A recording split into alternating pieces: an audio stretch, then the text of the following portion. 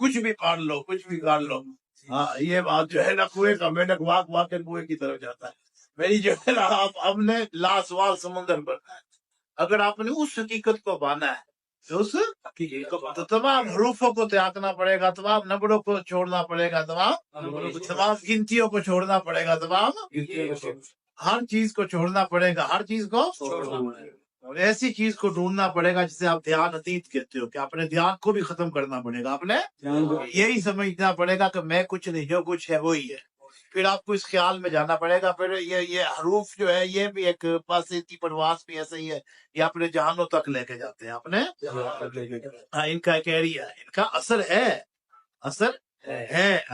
کوئی ایسا حرف ہے ہی نہیں جس میں اثر. حروف مقطعات جو پڑھ کے جو کہو وہ کام ہوتا ہے، وہ ایک حد تک ہے، ایک لیکن اگر آپ اس علم کو ڈھونڈیں گے مجھے اللہ کی ذات مل جائے یا خدا مل جائے، تو پھر یہ کسی بھی حروف میں طاقت نہیں ہے کہ آپ کو وہاں تک لے جا سکے.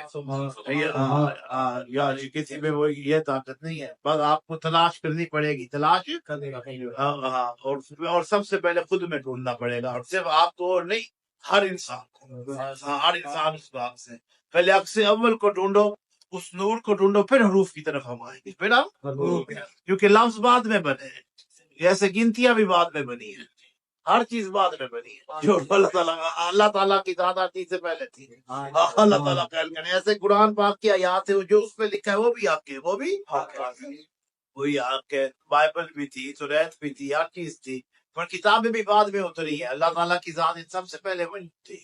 لیکن میں سچ لکھا کہ لام یلد ولا یولد، یہ سب بات سورۃ اخلاص میں اس کی سچی صفت ہے. یہ سچی اگر آپ لام یلد ولا یولد کو بھی ہم پکڑ لیں تو ہمیں سمجھ آ جاتی ہے، سمجھ آ جاتی ہے کہ ہمارا حقیقی مالک کون ہے، ہمارا حقیقی مالک.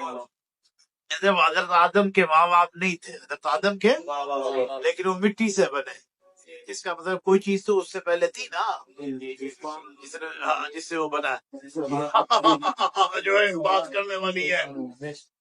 ہم نے اس چیز کو حاصل کرنا ہے جو ان تمام علوم سے باہر ہے، جو تمام نہ وہ شریعت میں، نہ وہ طریقت میں، نہ وہ حقیقت میں، نہ وہ معرفت میں، نہ وہ فقر اس کے قریب ہے. ان سب چیزوں کو چھوڑنا پڑے گا، سب چیزوں کو اس اصل کی طرف جانا پڑے گا. اس مقصد یہ آپ کو ایسے ہی کہ اللہ نے ایک کھیل کھیلی ہے، ایک کھیل یہ ہے کہ اپنی پہچان کے لیے انسان کو بنایا ہے، اور اسے اینک بھی وہ لگا دی ہے جس میں دکھائی کچھ نہیں. معاف کیجیے گا، جو اینک کا چشمہ ہے نا وہ اتارنا پڑے گا. اس کے ہاتھوں کا بھی ذکر ہے، ید اللہ فوق ایدی ہے.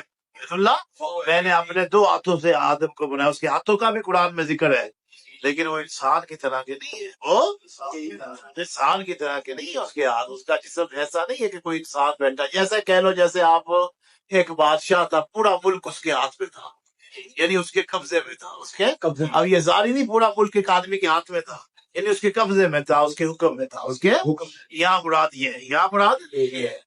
لیکن ہم یہ مانتے ہیں کہ اللہ تعالیٰ کی جو باپ ذات ہے یہ وجود سے برتر ہے، وجود سے ماورا ہے. جیسا کہ مثل اس کے کوئی چیز نہیں ہے کوئی.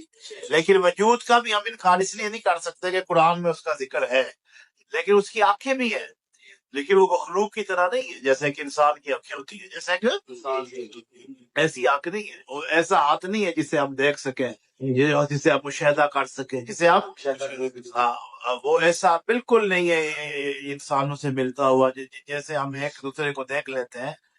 وہ ایسا نہیں ہے، وہ ایسا اس کو دیکھنے کے لیے خود سے گزرنا پڑتا ہے، خود سے. ہاں ہاتھوں کا بھی ذکر ہے، لیکن وہ ایسا نہیں ہے جیسا کہ انسان کا روپ ہوتا ہے، رنگ ہوتا ہے، ویسا نہیں ہے. برابر تو انسان سے بڑا آسمان ہے جس میں وہ گھوڑا ہے. یہی بات ہے نا.